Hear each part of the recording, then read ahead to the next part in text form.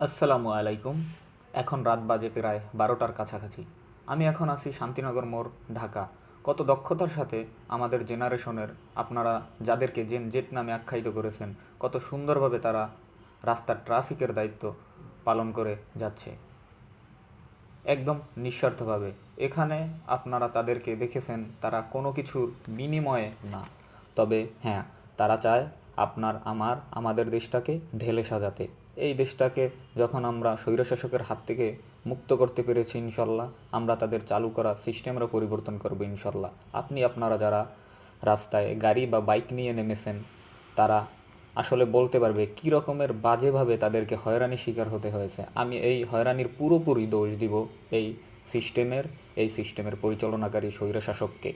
আজকে ৪-৫ দিন যাবৎ যে আমরা এই ট্রাফিকের দায়িত্ব পালন করছি, অনেস্টলি একটা কথা বলবেন, কতটা দায়িত্ব নিয়ে এবং দক্ষতার সাথে এই দায়িত্বগুলো পালন করছে এটা আপনাদের মানতেই হবে।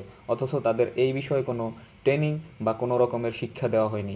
আপনি কি কখনো দেখেছেন লোকাল বাস লাইন মেনটেন করে চলে? হ্যাঁ, এখন চলে। সেটা করে দেখিয়েছে ছাত্র জনতা। বিগত ৫ দিনে ছাত্ররা পুরো বাংলাদেশ যা করে দেখিয়েছে, তা স্বৈরশাসক বিগত ১৫ বছর ক্ষমতায় থেকে এর বিন্দুমাত্র নজির তারা স্থাপন করে যেতে পারেনি।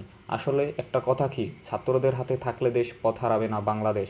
ছাত্ররা যেভাবে রাস্তাঘাট পরিষ্কার, দেয়াল লেখন, ট্রাফিকের দায়িত্ব পালন, বাজার মনিটরিং উইদাউট বাজেট ছাড়া যেভাবে করে, স্বৈরশাসকের এর জন্য ১০০ কোটি টাকা বাজেট দিত, লুটিপুটে খেয়ে চলে যেত, কাজের কাজ কিছু হতো না।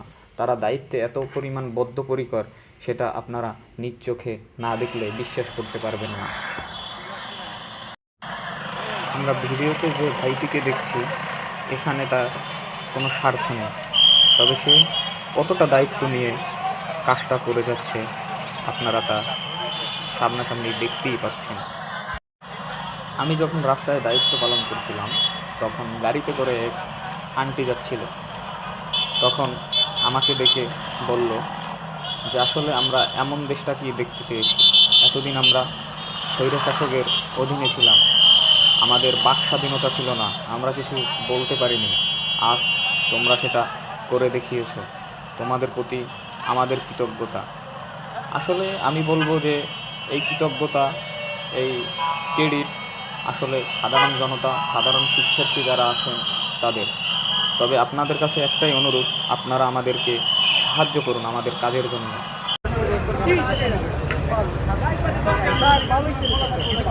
আমিও কালকে শান্তিনগরে বাইক নিয়ে বেরিয়েছি, নিজের বন্ধু বান্ধব আমার দেখলেন আইন সবার জন্য থাকতে হবে ভাই, এটা সবার জন্য ছিল। আমি যদি দুজন চলে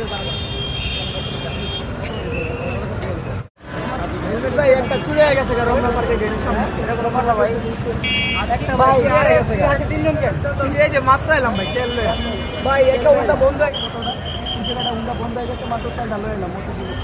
এই যে এটাতে দামি বুঝছেন ভাই, লয়ে গেছে এই যে ভাই ভাই ভাই স্টুডেন্ট আমরা ভাই স্টুডেন্ট আমরা নিজেরাও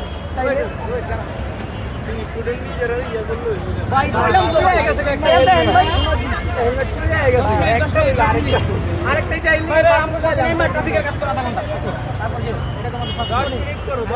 ভাই, আপনি তো বুঝলাম ভাই, ইমার্জেন্সি সবার শাস্তি একই, 10 মিনিট থাকতে হবে, 10 মিনিট গড়িতে 10 মিনিট ট্রাফিকের কাজ করো, তারপরে ভাই কিনে নাও ভাই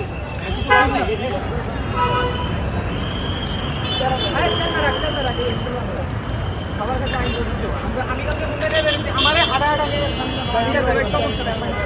সবার ক্ষেত্রে আইন ফেল। ভাই উনি শাস্তিটা কিসের জন্য পেল একটু যদি বলতেন? হেলমেট ছিল না দুজনের, একজনের। যে আমি দেখতে পাচ্ছিলাম যে উনি হেলমেট ছাড়াও যে ওভারলোড নিয়ে যাচ্ছিল, যেটা আসলে আমরা বাংলাদেশটারে সংস্কার করছি ছাত্ররা মিলে। এখন যদি আমরা নিজেরাই এই আইনটাকে যদি না মানি, তাহলে কে মানবে? সেটাই যে ওনার শাস্তিটা হচ্ছে এখন 10 মিনিট ট্রাফিকের দায়িত্ব পালন করবে।